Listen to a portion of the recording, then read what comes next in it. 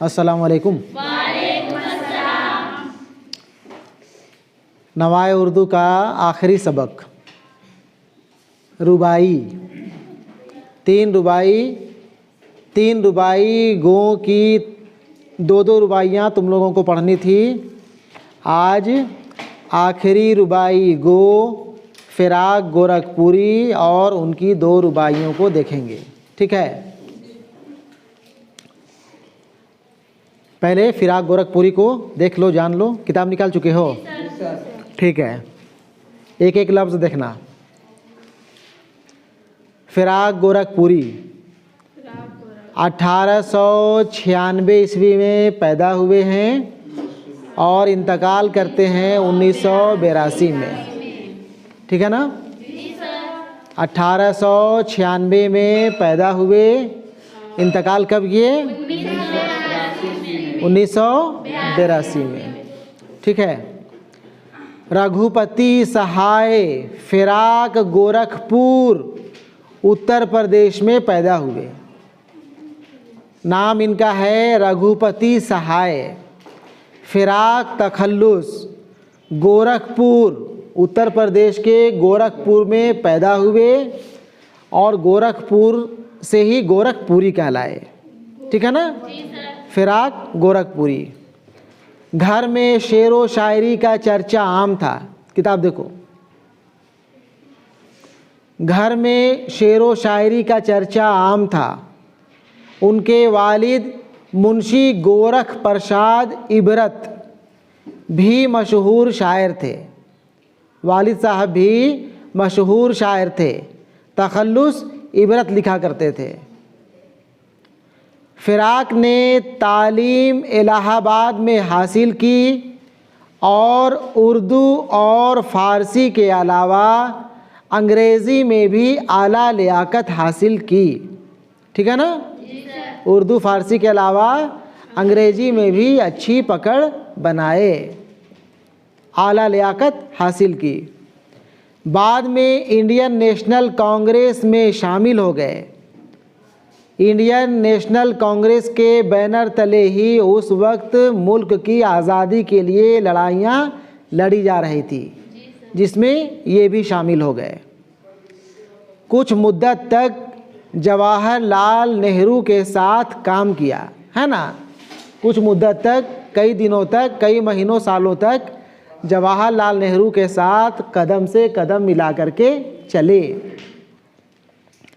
Jail भी गए, कोई ताजुब नहीं करना।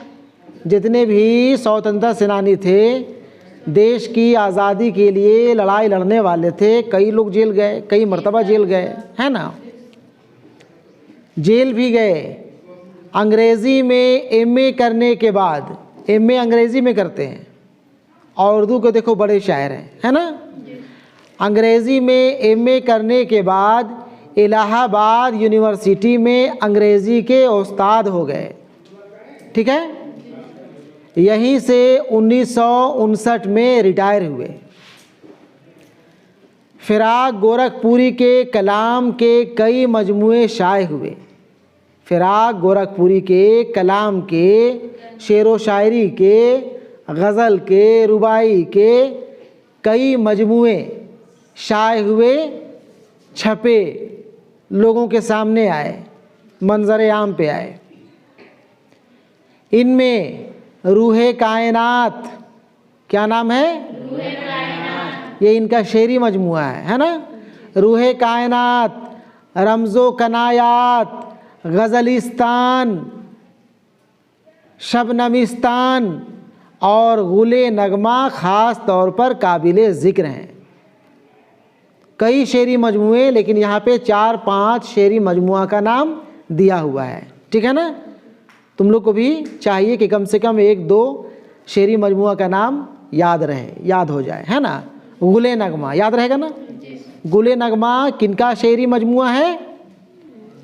किनका शेरी मजमुआ है? फिराक गोरखपुरी। बोलते क्या है नहीं वो जी? फिराक गोरखपुरी का है।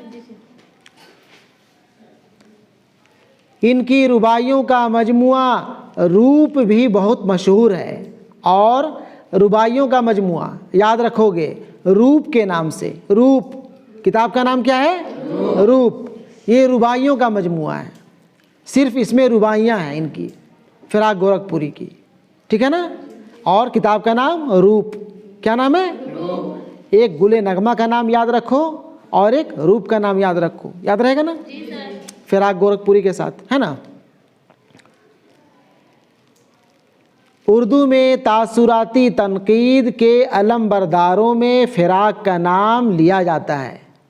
तनकीद के कई किस्म होते हैं जिसमें तासुराती तनकीद के अलम बरदारों में फिराक का नाम लिया जाता है। इनके तनकीदी मज़ामीन का मजमुआ, अब यहाँ पे जो किताब है वो तनकीदी मज़ामीन का मजमुआ का नाम है।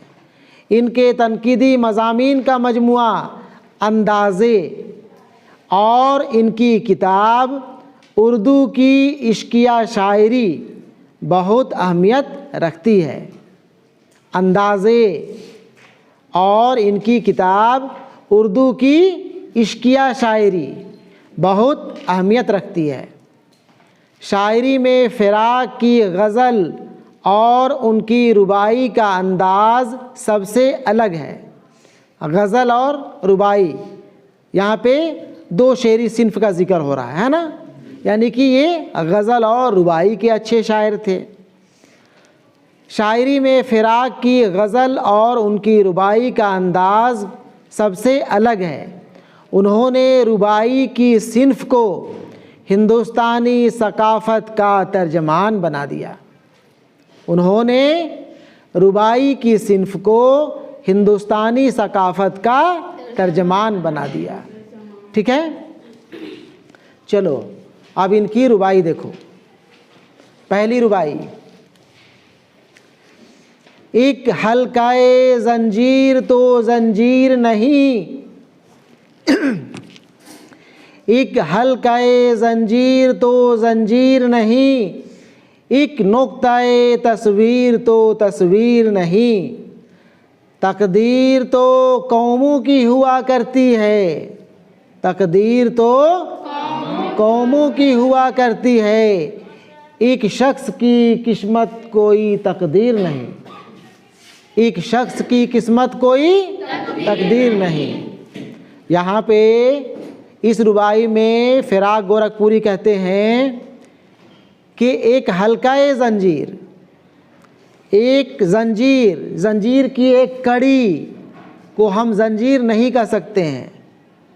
ज़ंजीर तो तब बनती है जब कई कड़ियाँ आपस में मिल जाए। इसी तरह एक नुक्ता, एक नुक्ता को हम तस्वीर नहीं कहते हैं। तस्वीर भी तब बनती है जब कई नुक्ते आपस में मिलते हैं, ठीक है ना। तकदीर तो कौमों की हुआ करती है, एक शख्स की किस्मत कोई तकदीर नहीं। अगर एक शख्स की किस्मत जो है बहुत अच्छी है, एक शख्स बहुत किस्मत वाला है, तो यह कोई काबिल तारीफ़ बात नहीं है, बल्कि तकदीर तभी जो है बदली हुई मानी जाएगी जब पूरी कौम की तकदीर बदल जाएगी, जब पूरे कौम के लोग अच्छे हो जाएंगे, सभी होशियार हो जाएंगे, आकिल हो जाएंगे, पढ़े लिखे हो जाएंगे, समझदार हो जाएंगे, ठीक है ना। एक शख्स की किस्मत कोई तकदीर नहीं, ठीक है। यानी कि एक शख्स का किस्मत अगर बदल गया, तकदीर बदल गया, तो उससे कोई बदलाव हम लोग नहीं मानेंगे जब तक पूरी कौम की तकदीर बदल ना जाए।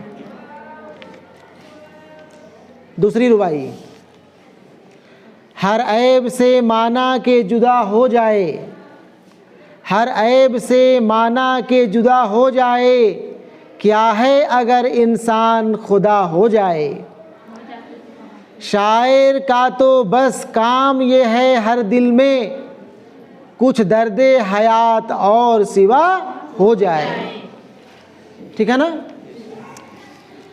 इस रुबाई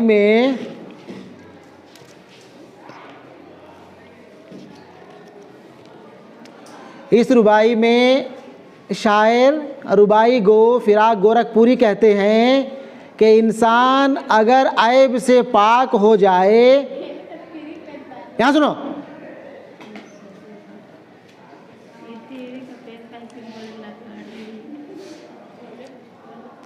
इस रुबाई में शायर यानी रुबाई गो फिराक गोरखपुरी कहते हैं कि एक इंसान अगर ऐब से पाक हो जाए तो नौज़ बिल्लाह खुदा हो जाए। खुदा हो जाए, खुदा हो नहीं सकता है, कितनों ही वो ऐब से पाक हो, खुदा हो नहीं सकता है। ऐब का होना ही इंसान होने की निशानी है ना। अगर इंसान के अंदर ऐब ना पाया जाए, ऐब ना हो, तो वो तो फरिश्ता बन जाए, खुदा बन जाए, है ना, जो हो नहीं सकता है। ऐब का होना ही इंसान होने की निशानी है। शायर तो बस ये चाहता है कि हर दिल में दर्द पैदा हो जाए। शायर बस यही चाहता है कि हर दिल में दर्द दिल के वास्ते पैदा किया इंसान को। अल्लामा इकबाल का मिसरा है, दर्द दिल के वास्ते पैदा किया इंसान को, हर इंसान के दिल में दर्द पैदा हो जाए। ठीक है ना। शायर की ख्वाहिश है कि हर दिल में इंसानियत से मोहब्बत व हमदर्दी का दर्द बढ़ जाए। चलो ठीक है, समझ गए तो ठीक, नहीं समझे तब भी ठीक है ना। इसका भी तशरीह तुम लोग करके लिख के लेते आओगे।